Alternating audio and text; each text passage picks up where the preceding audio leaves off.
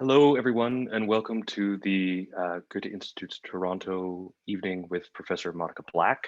She is an historian of modern Europe. Her research focuses on the cultural and social history of Germany, with an emphasis on the era of the World Wars and the decades immediately after 1945.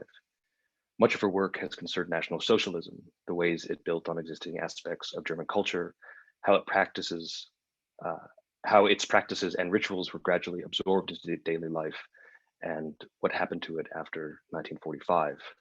She's been a member of the history faculty at the University of Tennessee, Knoxville since 2010, and has taught at Fulman University in Greenville, South Carolina, and at the University of Virginia. She's the editor of the Central European History Journal, and is an associate editor of the American Historical Review, and a member of the editorial board of the German Studies Review.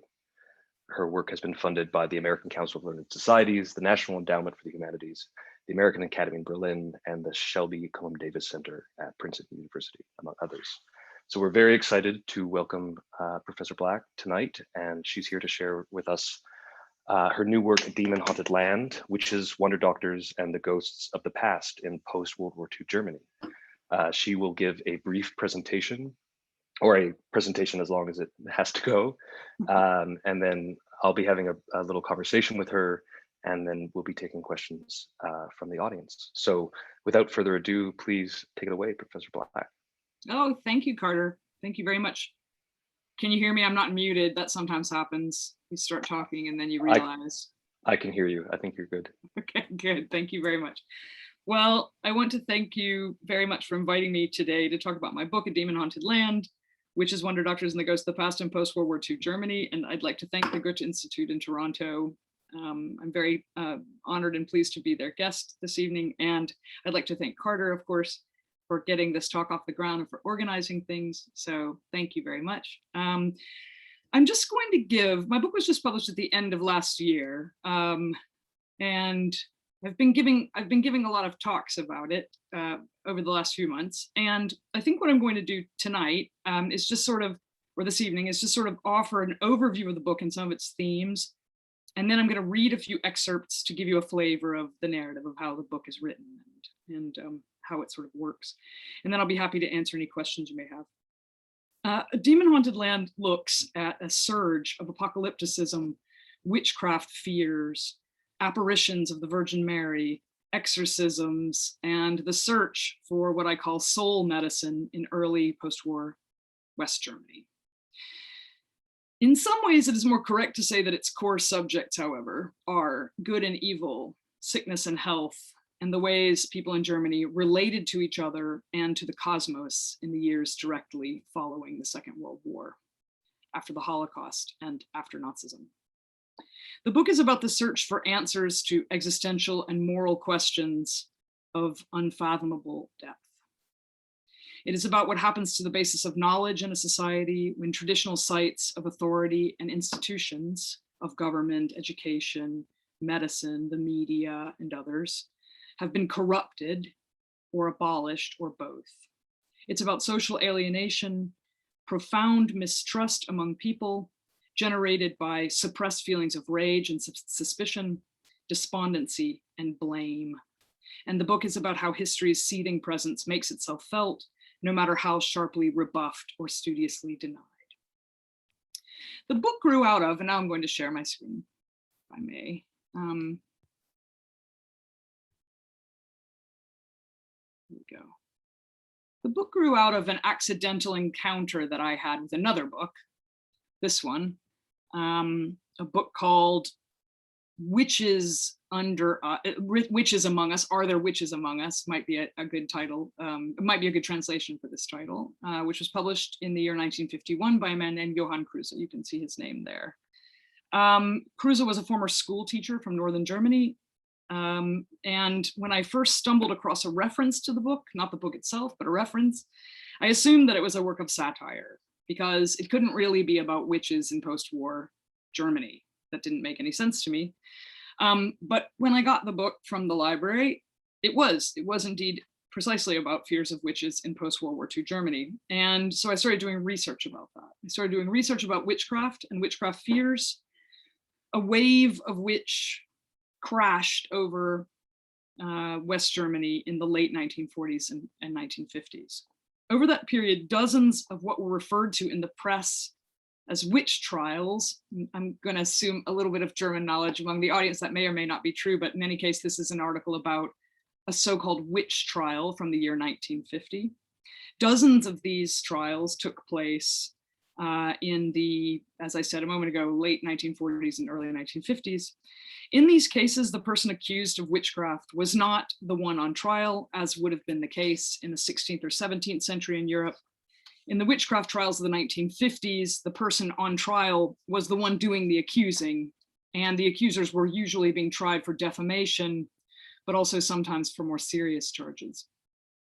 As I was doing this research, I learned about another equally unexpected phenomenon of the post-war years, the case of a man named Bruno Gröning. Bruno Gröning was a healer who rose to tremendous fame in West Germany beginning in 1949. He was a refugee from Danzig, who, after serving in the Wehrmacht, in the German army, and then after doing a short stint in a Soviet POW camp, he wound up in West Germany. A family in Herford, a little town in Westphalia, heard a rumor that he could cure the sick, and they asked him please to come and meet with their son, who had a degenerative condition that had left him gradually unable to stand on his own any longer. And though no one quite understood it at the time, and I would say even now, after meeting Bruno Gröning, the boy got up out of bed and for the first time in months, slowly and hesitantly began to walk. This occurrence was explosive. As word of it spread, thousands of pilgrims began descending on Herford, where they would sometimes stand in the rain for days at a time, just in the hopes of catching a glimpse of the apparent author of the boy's cure.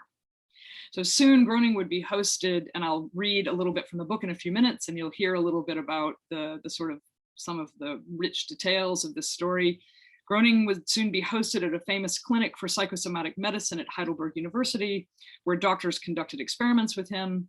He became the subject of legislative committee hearings in the West German parliament. He would be psychoanalyzed by psychiatrist Alexander Mitscherlich, who went on later to become one of the Federal Republic's most influential social critics. Gröning's gifts were extolled by the minister-president of Bavaria, whose name was Hans Erhard, and other politicians of the day. A documentary film was made about him. He was featured on the cover of Der Spiegel. So he really made quite an enormous splash, and people even tried to buy his bathwater because of its presumed salubriousness. Now, there was nothing entirely new about either of these phenomena, witchcraft beliefs and spiritual healing, in the 1940s and 50s. Witchcraft, the idea that someone among us has joined forces with the devil to bring harm to the community, is centuries old. And of course, we generally associate those kinds of fears with Europe's early modern period. The last time that a witch was put to death in the German-speaking lands was in Switzerland in the late 18th century.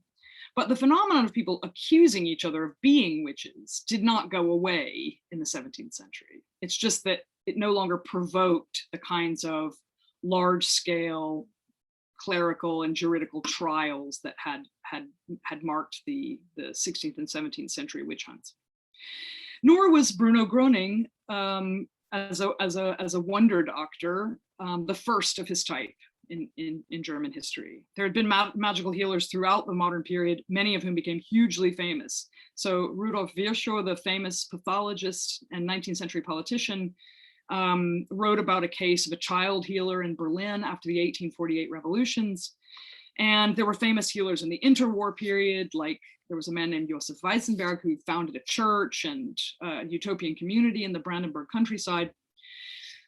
So neither of these phenomena were entirely new, but at the same time, there were things that were quite particular about both Bruno Gröning and the witch fears of the 1940s and 50s, features, quite specific to the post-war era.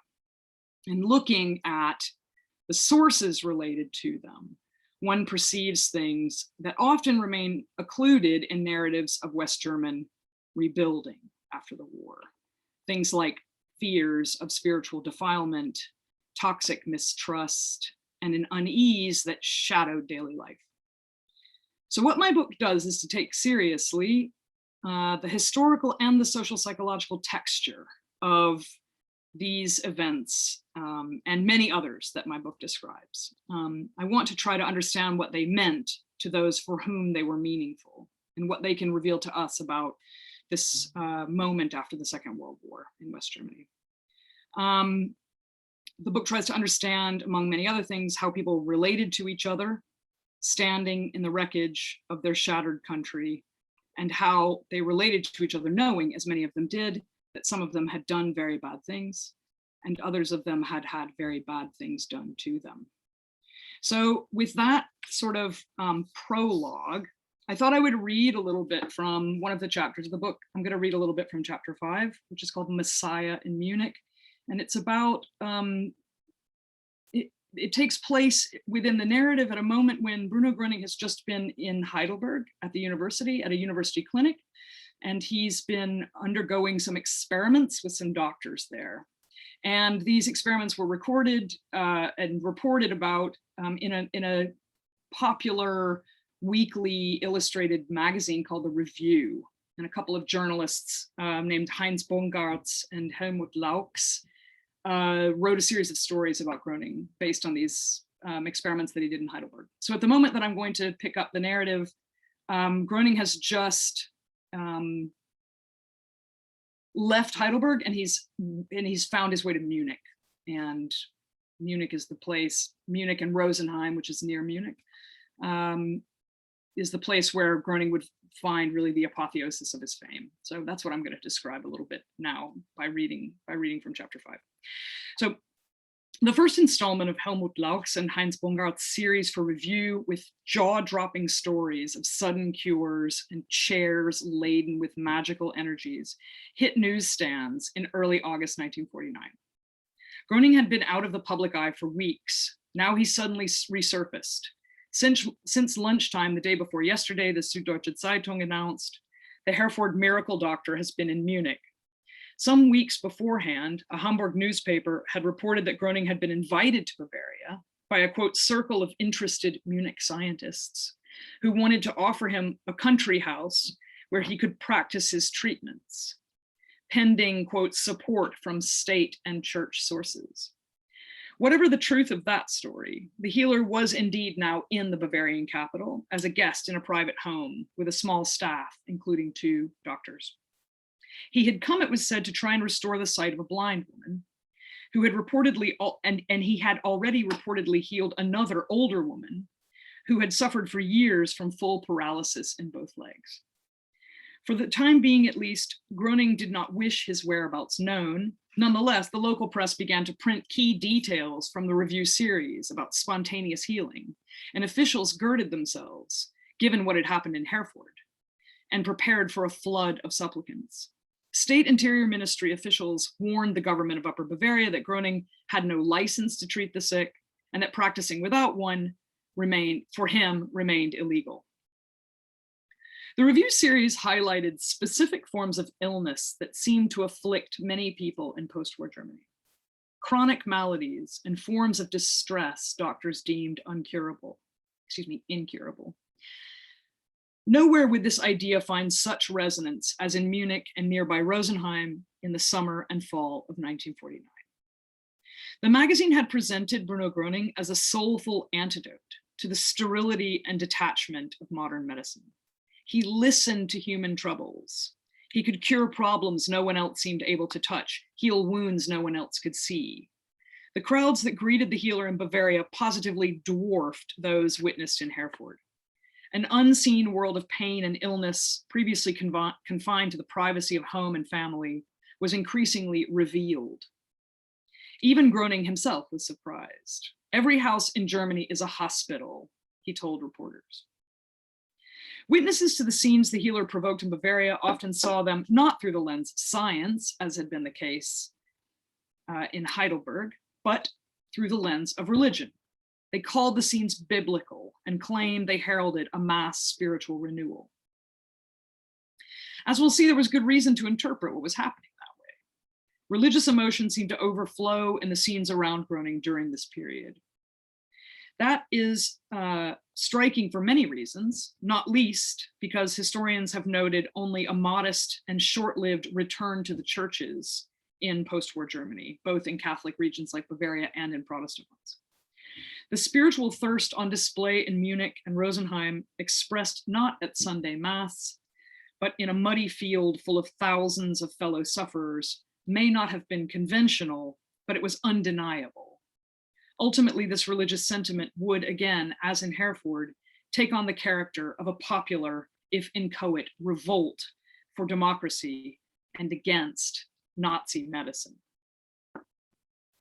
As the story of Bruno Gröning and the Federal Republic continued to develop and the crowds continued to swell, the nature of the Gröning story changed. By the time he reached Munich in August 1949, the Wunderdoktor had developed an expanding and colorful circle of followers and associates. This shifting retinue would eventually include publishers, photographers, lawyers, even a trailing sculptor working on a bust of Gröning, as well as Helmut and Anneliese Hülsmann from Herford, and a pair of documentary filmmakers named Rolf and Erika Engler. There was also one Egon Arthur Schmidt, who had formerly toiled in the radio division of the Third Reich's propaganda ministry and became Gröning's first manager. He dealt with the press, scheduled appearances, and handled correspondence. Schmidt also published in 1949 a book about the events in Herford, The Miracle Healings of Bruno Gröning. In it, he made the now familiar argument that a medicine that failed to account for the life of the soul was a failed medicine. Belief, he wrote, is a miracle's most beloved child. Beliefs were something the former propaganda ministry employee was no doubt familiar with. Notably, his NSDAP membership file includes an X-ray which reveals that he had severe arthritis of the hip joint, making it difficult for him to walk. Maybe this trouble is what initially drew him to Herford, where he first met Gröning, or maybe, like some ex-Nazis, he simply had a hard time, for a while at least, landing a job. So what began in a middle-class living room in Herford had by this point expanded outward to touch thousands of cure seekers in many parts of the country, first in Hamburg, then in Heidelberg, and now in Bavaria. With the assistance of an ever-eager press, Gröning had become a nationwide phenomenon. As his entourage changed and his celebrity grew, the figure he struck in public shifted also. If what precisely Gröning was healing at the time was unclear, it is no more obvious to us now, observing him from the distance of many decades. Munich was electrified by Gröning's sudden arrival. Newspaper editorial offices found themselves besieged by people looking for him or seeking information about him. Their phones rang off the hook. Doctors' practices were overrun with patients asking how they might get a chance to see him. On one occasion, police had to be called to the home of a deaf couple named Metzger, where some 600 to 800 people had gathered just because of rumors that Gröning planned to appear there. This response outstripped anything seen in Herford by a wide margin. Granted, Munich was a much larger city. Even with its population sharply reduced by the effects of the war, it still had 15 times Hereford's inhabitants. The cities were different in many other ways too. While Hereford was heavily Protestant, Munich was overwhelmingly Catholic. And though Munich voters had been relatively reluctant, Nazi voters, more reluctant than the citizens of Hereford, their city was nevertheless the birthplace of the NSDAP, a fact the party commemorated by christening it the Hauptstadt der Bewegung, the capital of the Nazi movement. It had been in Munich the Austrian Adolf Hitler enlisted in the Bavarian army to fight in World War I. It was there that he lived after the war, working in military intelligence to ferret out political subversives. The 1923 coup he helped launch in the city, the Beer Hall Putsch, brought him to national attention for the first time. But Munich had worn other hats. During the 1918-1919 German Revolution, it served at the front lines of socialist insurgency and as capital of the short-lived Bavarian Soviet Republic. As the Athens on the Isar, the city had embodied a certain ease and broad-mindedness and historically played host to a large and variegated community of artists, writers, performers, and scholars, not to mention esotericists and fabulists and avant-gardists of various stripes. Before World War I, these included the Cosmic Circle, a group that combined spiritualism, sexual liberation, paganism, and poetry readings. And after the Great War, the ultra-rightist occultist Tool Society, named for an Atlantis-like lost Nordic city, also made its home in Munich. Many Tool Society members would become major players in the Nazi Party. In the Weimar years, Munich emerged as a center for paranormal research also. The diarist Victor Klemperer might have summed up things best when he observed, reporting on the 1918 revolution, that in Munich, art, politics, and performance were hard to separate. It's fitting for all of these reasons that Groening's Bavarian idyll began in Munich, though the crowd surrounding him would reach their greatest dimensions in nearby Rosenheim, at a former horse farm, repurposed as a country resort and casino called the Trotter Farm, or the Traberhof. It was an unlikely venue for scenes of mass spiritual revival.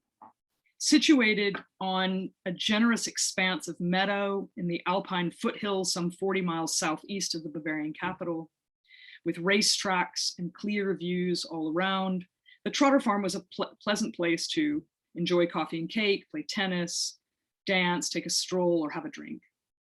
According to at least one journalist, when full of, quote, elegant ladies and gentlemen, the resort's restaurant smelled like money, end quote. The Trotter Farm's central building, a 2-story whitewashed structure painted with, sorry, this is Groening on the cover of the review. And this is a picture of the main building at the Trotter Farm. The 2-story building had kitschy horseshoes and racing carriages painted on it, and a second floor balcony. A gravel parking lot formed the structure's apron in front. The restaurant's owner, businessman Leo Howard, reportedly had a relative suffering from paralysis whom he hoped that Groening could help, which is why he had extended an invitation to the healer to come. But as a, quote, money maker with great instincts, as the press referred to him at one point, Havard may have had more than one motivation. Within a week of the first press reports announcing Groening's arrival in Munich, hundreds of cure seekers were massing on Havard's property. Officials took notice when an officer of the county police, a detective named Keesberger, went out on a Saturday evening to have a look. He found a crowd of around 500 people gathered in the Trotter Farm parking lot waiting. The central building's balcony offered an elevated place from which to gaze out over the grounds and the crowds below. Around 8:15, Groening briefly materialized there, Keesberger noted. He stood for just a minute or two without saying anything before disappearing back inside. Leo Havard came out for a moment with a message that Groening would be back, but he needed time to concentrate. In the meantime, a third man appeared with some directions for the people waiting. They should make a little space between themselves. This was a common instruction Groening would issue. By making some space, supplicants would not short circuit the flow of healing energy and thus the possibility of a cure. Around 8:30, Groening indeed reemerged, now with a statement of his own. He said he had not asked anyone to come. On the contrary, it seemed to Keesberger that maybe Groening was a bit overwhelmed by the crowds. Groening said that people should wait until he had permission. He wanted to help everyone. The detective scribbled notes, but he wanted things to be orderly and not so mixed up. Groening also said that he could only help those who believed in him and who had a belief in the Lord God, who had given him, Groening, the power to heal. Groening said he was only doing his duty and his job like they all did their jobs. All the sick people who came to him could leave their money at home. He did not need it. They had to bring their illnesses and their time. Those he would take from them. Detective Keesberger wasn't the only observer in Rosenheim that Saturday. A journalist and editor named Alfred Hoyek was present too. Hoyek had been on a bike tour in the Alps. When he heard that Groening was in the region, his reporter's instincts piqued. He decided to make a detour to see what was going on. Armed with a determined sense of skepticism, he pedaled onto the property just before lunchtime and began mingling with the crowds. For 5 hours, he listened as cure seekers talked about their many ailments, both visible and hidden. Detective Kaesberger's report had a just the facts ma'am tone, dry and relatively dispassionate. Hoyek, by contrast, described a rousing scene, a spiritual revolt. Groening's effect on the crowd was palpable and extraordinary, Hoyek wrote. As soon as Groening appeared, a deadly stillness enveloped the assembly. According to Hoyek, it was like being at the movies when the film suddenly jams.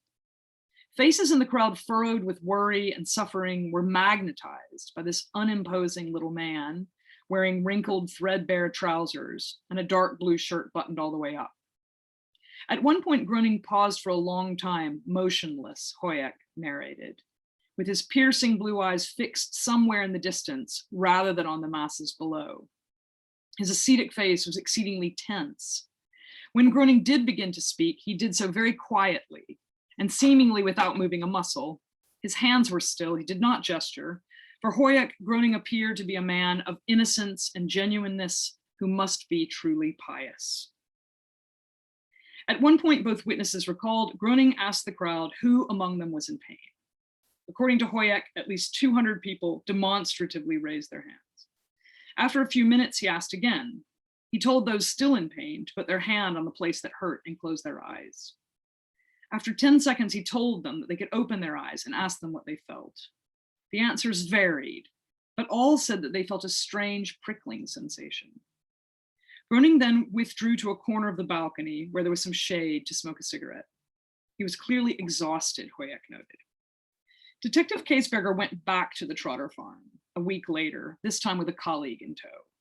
By then, the crowds had multiplied to several thousands. They greeted Groening jubilantly.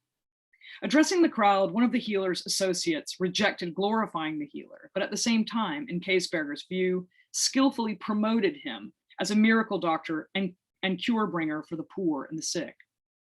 While he mingled, Kaesberger talked to people in the audience. A woman he called Frau L, 70 years old, told him and his colleague that she had been paralyzed in both feet since April and could no longer walk. But now, as Kaesberger watched, she was able to walk, sometimes alone, sometimes lightly guided, some 30 to 50 meters. The parents of a 9-year-old child who had never been able to move his head freely and had been paralyzed since birth said that he could suddenly move his head. Though he was still not able to walk or stand, his father could bend and move the child's legs. The detective reasoned that the child naturally had no strength in his legs. People told Kaesberger that they now felt quite different from before. That is, after meeting Groening. It was the detective's view that, quote, we are dealing with inner illnesses here. And it's those inner illnesses that I was interested in writing this book. And I'll stop reading now because I think I've probably read long enough to give you at least a little bit of a sense of some of the themes of the book. It was inner illnesses that I was interested in because this is a persistent theme in the sources that I looked at to write the book. The idea that people were suffering from many different kinds of maladies that their doctors seemed unable to have any effect on, and that Bruno Groening, in many cases, did seem to have some effect on. And so that's sort of the, I hope that gives you a little bit of a preview of a bit of what the book is about, at least. Thank you so much. Would you just stop sharing your screen? I will. Thank you for reminding me. Great, thank you. You're welcome. Oh, sorry.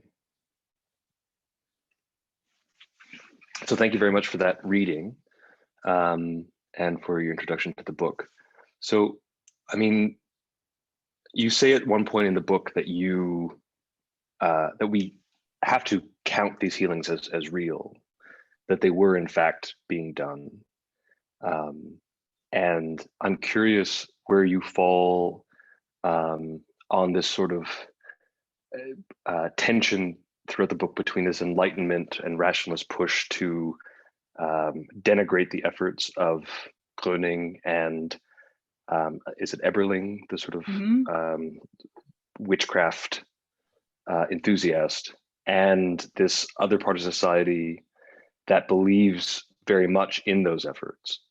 And I mean, I know it must be difficult as a writer of history to try and come at this subject matter without from a neutral perspective, because at the end of the day, it seems like you have to decide whether or not those things are viable for being human or for the human experience. So I'm curious about how you negotiated that as you came to the book. Yeah, no, that's right. So I would say that I don't try to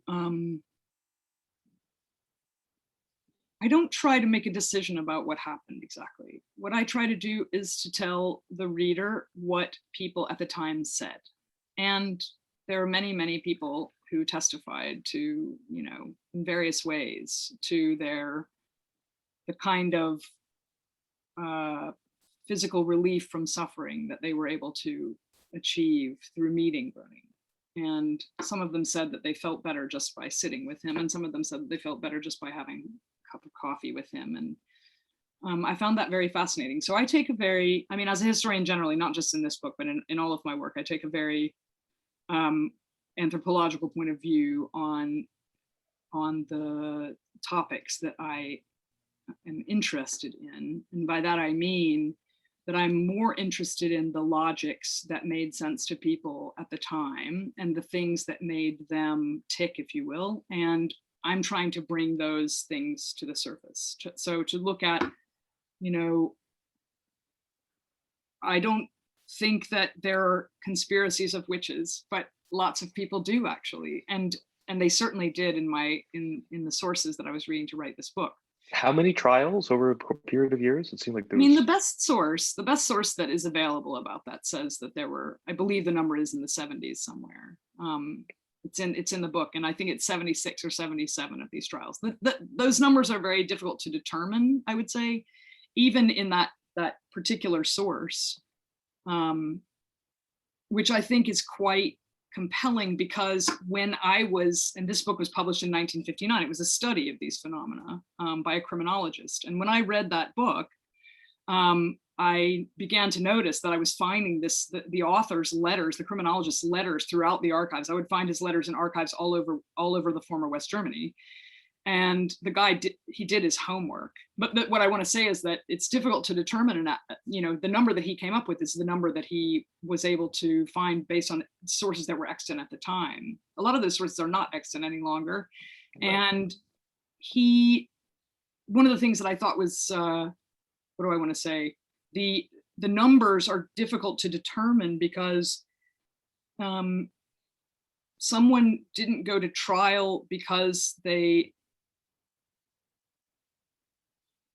trying to think of how to explain this.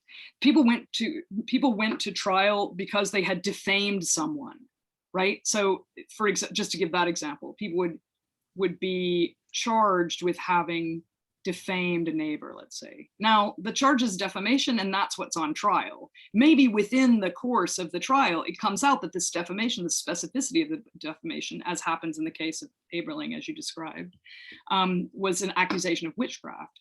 But sometimes the actual specificities of that may not have surfaced actually in a particular case, right? So it's actually kind of, it's quite a spongy and nebulous. Yes. Yeah. But there too, so just to go back to your original question, there too, what I was interested in was, what do these phenomena and what do beliefs like that tell us about that society? That's really what I was interested in. Right, and that kind of brings me to my next question about how strongly you want to emphasize the continuity between sort of this, the figure of Hitler and National Socialism recently defeated, and Gröning, and this sort of repository of belief in wonder workers.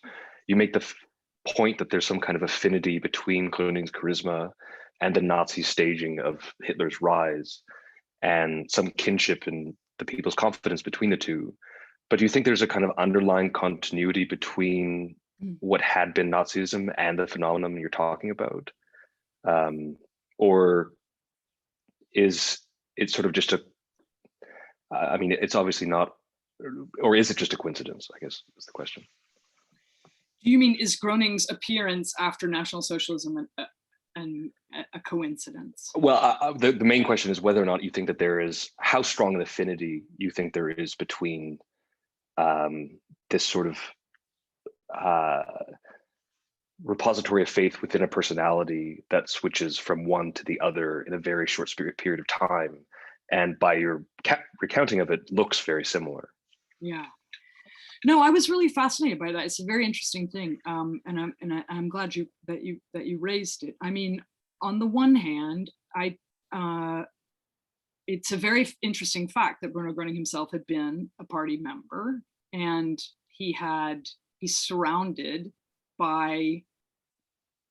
I mean, Bruno Groening was a small-time party member, but just a kind of rank and file party member. But his and several members of his family were as well.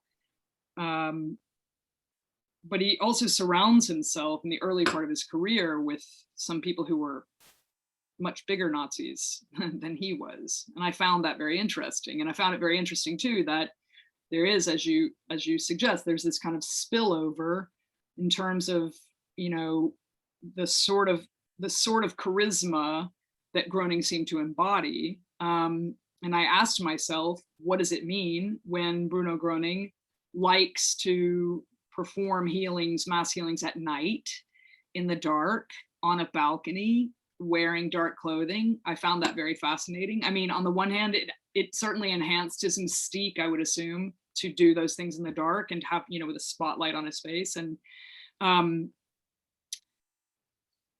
I think that there's probably some, as I say in the book, for some people, curative potential in seeing this figure who, in a way, reenacts a certain kind of recent history.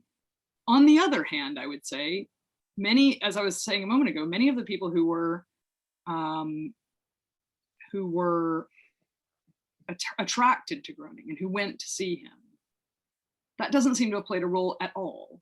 It seems to have been much more the case that he played a sort of role of being a trusted figure in a moment when trust was very hard to come by, in a moment when, let's face it, it would have been very difficult to have trusted a doctor after the Second World War in Germany and after the Nuremberg doctors' trial. It would have been, and doctors admitted this themselves, that they had a real PR problem after the Nuremberg doctors' trial, that a lot of the public associated them with the horrors of the concentration camps and medical killing and forced sterilization and things like that. And I was surprised actually by how often the people who are sort of minor players in my book, how many times it came up that a person had been sterilized. So this was a common experience that a lot of people had. And it doesn't seem to me at all hard to believe, or surprising even, that people would have not trusted doctors. And they might have felt some trust in a person who just seemed to exude, I don't know, either a kind of religious power or a spiritual power of some kind. That strikes me as actually quite fitting, Yeah. And you speak about that sort of, one of the potentials for that being a return to more traditional form of knowledge, that there had been kind of a wreckage made by the defeat in World War II. And so people who claimed, you talk about the 6th and 7th book of Moses and how that was in popular circulation, and that there's a certain affinity with sort of folkloric German heroes that some of these spiritual healers are playing off of, and that is rooting the kind of epistemic capacity in a totally different worldview that there's now, but one that is still familiar. And I found that very interesting, that sort of given the collapse of something that was so believed and so many people had a great deal of faith in, there was a turn towards a kind of rejigging of it. Mhm. But what was fascinating was that someone like Eberling, who was not a National Socialist, who was a social democrat, and had been sort of penalized and persecuted. I think was he sterilized, He Eberling? was not himself, no. But he Um, was afraid he would be, and that's why he lies in court and tells the judge that he doesn't believe in witches, even though he does believe in witches, because he was afraid that that would cause him to be sterilized. but you have a figure like this who is not sort of a part of National Socialism, who is yet still involved within this current that you're identifying in Germany after the war. That this was not something that was simply um, a one-to-one switch that a bunch of That's people right. could find faith in. It was actually an entire national consciousness that across the political spectrum could begin to attach themselves to a different kind of knowing that was sort of familiar. And I found that very fascinating. Um, I think that's very beautifully said, and I appreciate what you said. I think that that's right. I think that the expectation, and I had that expectation myself when I started writing the book, that there must be some kind of easy way of morally mapping these efflorescences or these phenomena, but it didn't work that way at all. right. Actually, there were former Nazis who were great fans of Groening. There were social democrats who were great fans of Groening and who accused doctors of being the agents of IG Farben, the chemical giant that produced Zyklon B, which was used in Auschwitz. I mean, there are all of these different extremely. That's actually part of what I think is so fascinating about the moment, is that there is just this concatenation of different kinds of moral, all kinds of moral questions and deep kinds of existential concerns being thrown up in a way that doesn't again map onto politics, doesn't map onto ideology. It's sort of like the whole country is thrown at a certain level of consciousness into upheaval, and people are sort of casting around and looking for toeholds, whether in traditional figures, as you said, or in some other kind of idea. So I think what you said is absolutely right, and I think that's a really interesting way of reading it too. So we'll invite questions from the audience if people want to submit them in the chat, or maybe we can get a conversation going with the other people as well. Sure. But I was just curious how this sort of relates to what sort of bridges you find with what's going on nowadays with a recent, maybe not collapse of our way of knowing, but certainly a shift, and with certain events in the American political development, certain events within the past year of being at home and not having a kind of social structure to, or one that has totally changed and largely online. What you see as sort of certain similarities, where there may be dangers in making too much of a one-to-one comparison between these situations. And I mean, maybe the better way to ask this is, as a historian, what are the characteristics of this past year that you would look for in 50 years time to want, so that you knew how to write about something like this? Oh, that's great. That's such a good question. How interesting. Okay, so that you asked a lot of big things, and so I hope I don't, if I neglect something, you can remind me, and I'll go back. But so one thing I would say that has been very fascinating to me about the past, I'm trying to think when exactly I started, because I've been alarmed about the state of things in a very consistent way, alarmed about the state of things since September 11th, 2001. So there's like for me the continuities, and maybe that's just a historian talking, but for me the continuities go back and back and back and back. But I'm trying to think when I became really, really alarmed. I mean, certainly in 2015, 2016, that was a moment of tremendous shock. I'll just say it that's how I felt. I absolutely shocked. And I probably shouldn't have been, but I was. I'm sure I shouldn't have been. But in any case, then there followed there's the more recent shock of, as you said, of the pandemic and the tremendous strain that has placed on social structures, the tremendous strain that has placed on human relationships. And in that, I find something very interesting. And I do find a very potent kind of potential comparison with this era in the years after the Second World War in Germany. Because I think that I'm only going to speak about the United States. In the United States, there is a tremendous tendency always to ascribe phenomena like QAnon, or to ascribe very florid kinds of beliefs to individual psychology. This is the way that Americans deal, in my opinion, deal with those kinds of issues. There's a, I just wrote a short thing, and I wrote about this actually because I find this very fascinating. So instead of asking what is going on socially, people ask what is wrong with the way this person thinks, or why does this person psychologically bear these kinds of ideas, or why is this in other words, it's always about an individual person's psychology or an individual person's not good way of thinking or something like that. And what I want to say is that the problem that we're experiencing is a social problem.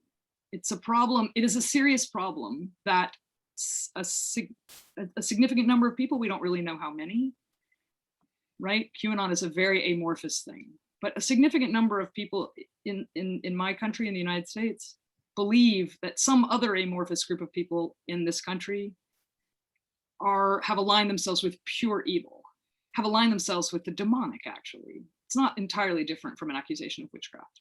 And so as other commentators have said, I'm not the first person to say that for sure. So one of the things I want to say is that if we want to understand something like QAnon, we have to look at the social, we have to actually look at the social. And that's what I tried to do with post-war Germany. I tried to say, when I started finding all of these very strange, what to me were uncanny, untimely, like in a modernizing country after the Second World War, a rebuilding country, a democratizing country, why was I finding accusations of witchcraft? I found that, that was difficult for me to compute.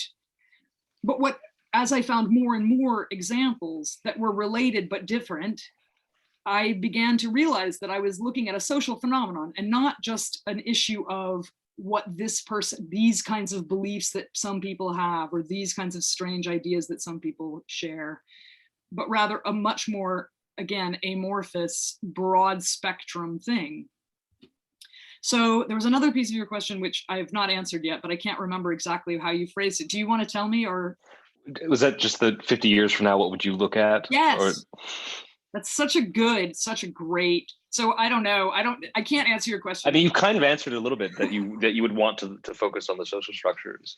I mean, yeah. What comes up though for me, and how you've answered that, and I don't mean to be controversial at all, but no, please. There seems to be throughout the book a sort of sympathy for those who would hold these beliefs. You sort of call out when the denigration of Gröning or his adherents was actually seen as like a class divide, right. And that different people, different assessments of Gröning yielded different results about what his intelligence was. He didn't dress very well, but he did have sort of a seeming natural ability to connect with people, and that's sort of valued.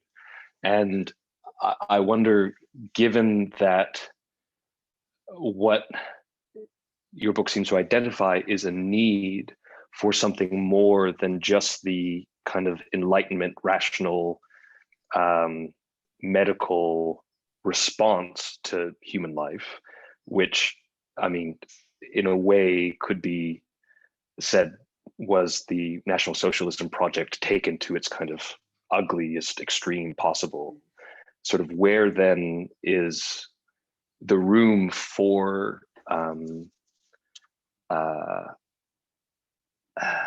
I guess belief or non rational principles within people's lives to fill that kind of need that is sort of shown again and again, but have it not turn into something that is that is damaging? I mean, then how Right. how do we begin to sort of guide that? And I know that's outside of your purview as a historian, but I'm curious to sort of hear what you might have to say about that. No. I mean, if I'm interpreting your question, well or accurately, I would say that I think, first of all, I do have a deal of sympathy for the idea that the facts. I mean, people talk a lot about the facts now and how people have lost sight of how important the facts are. And I always think, as a historian, as a scholar, as a human, the facts are meaningless unless you're talking about them within a particular context, and you're being honest about whatever interpretive lens you're applying to the facts. The facts don't tell you anything, right, without some kind of framework in which the facts make sense.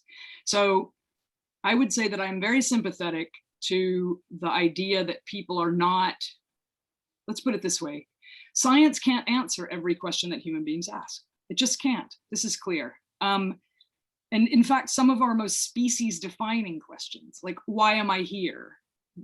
Does my life have any meaning? Is there a divine presence in the universe? Any of these questions. Science has no purchase on these questions whatsoever. And yet these are very serious questions that human beings ask all the time. So I'm very sympathetic to that. I'm also very sympathetic to the fact that science produced a vaccine for the pandemic, and that hopefully, because of the brilliant hard work of who knows, untold numbers of people, maybe we're going to be able to conquer the pandemic at some point, hopefully not too long from now. But I'm also sympathetic to the fact that a vaccine doesn't answer every question. It doesn't answer, frankly, it doesn't answer questions about the kind of social malaise that the pandemic has unleashed. Again, I'm talking about the United States. I'm not talking about anywhere else. It doesn't answer that question. What do you mean by social malaise? I mean, I think the United States is in the midst of, I don't know. I've likened it to an exorcism sometimes. This, there's a fact, there are some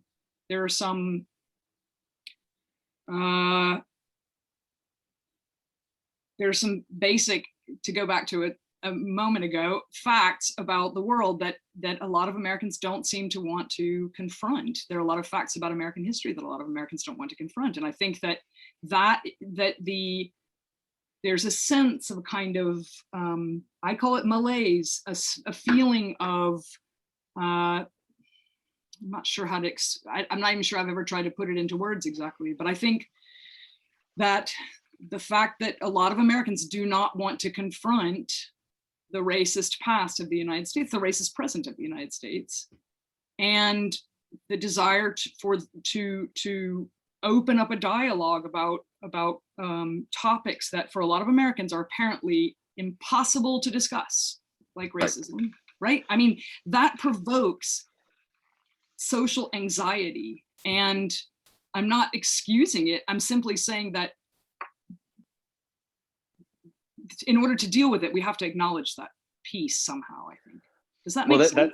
Yeah, it does. And it kind of brings to a question that's come up from one of the viewers that I'll try and frame in a little bit of a different way, is that the recriminations that you speak about, and that being sort of this culture of fear of being sort of called out for either to the local party official during the war years, or to the occupying forces after the war, and that there were these sort of shifting allegiances, and that you had to watch sort of everything that was said or done.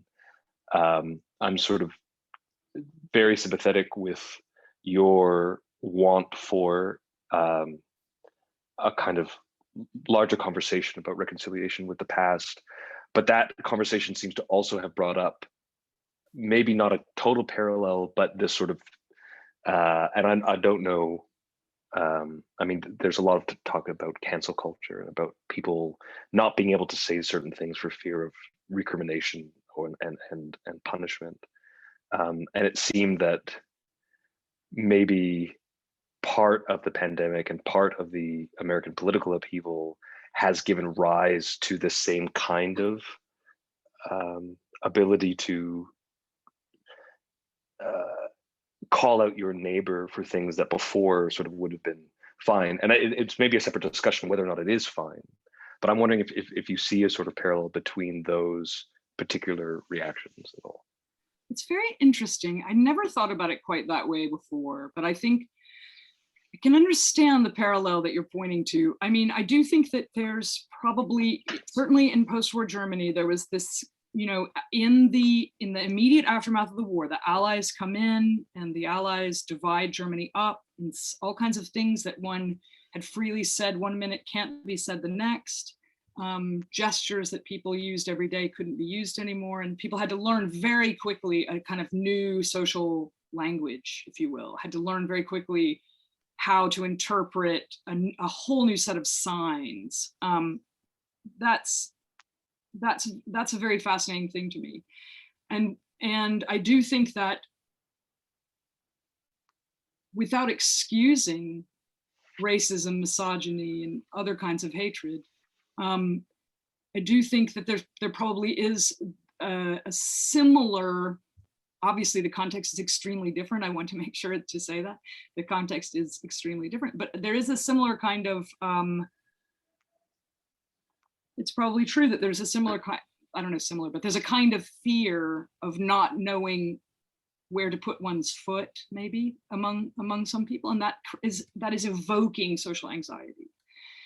And it's evoking a kind of anger, because the truth is that, you know, most of what gets referred to as cancel culture, it seems to me, is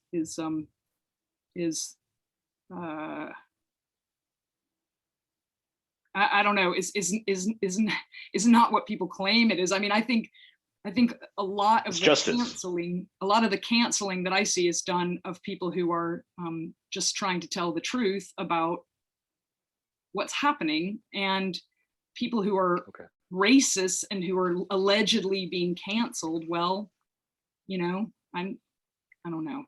I don't want to make too sharp of a parallel between these two situations, but I do think there's a certain, I do think that there's this kind of social anxiety in post-war Germany, which is evoked by not knowing where to put one's foot next. And I do think there's maybe something similar among some groups of people in the United States. Yeah, I think that's well put, and I caution around parallels is certainly warranted. But we're just about at the end of our hour, and so I'm curious about what you're working on next, Professor Black, and what you've got ahead in the next couple of years. I want to write something about history and psychology.